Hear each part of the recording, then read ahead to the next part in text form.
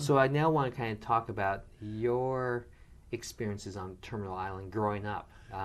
You're actually the first person I've interviewed who grew up at Terminal Island. So I'm going to ask you, what was it like for you? Terminal Island was, especially the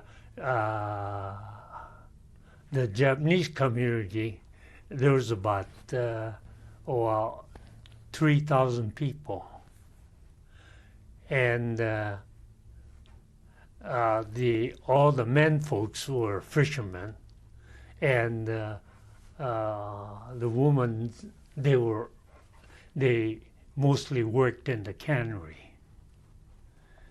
So with 3,000 people, that's a substantial number. It's almost like a small town. It is.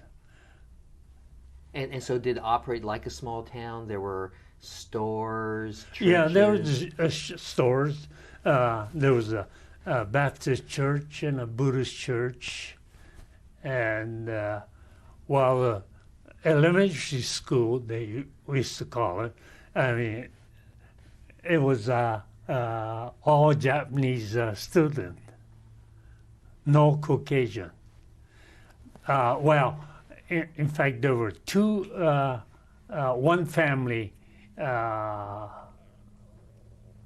of Russian people that lived among us, and these Russian, their kids went to the school too, and they spoke our broken Japanese like we did. That's interesting. So on Terminal Island, before the war, did as people walk the streets, would it be common to hear people speak Japanese in the streets? Well, broken Japanese, not what you call it.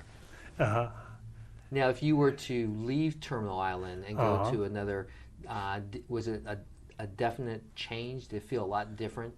Did Terminal Island as a community, was it kind of unique in some ways? Oh, yes.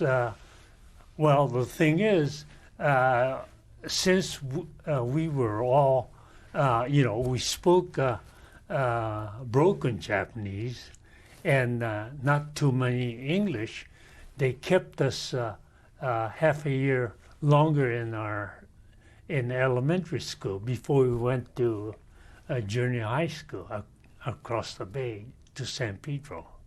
Oh, so that was, primarily because of the language?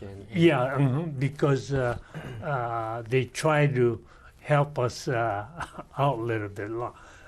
So we were a little bit older than the people in our class when we went to junior high school.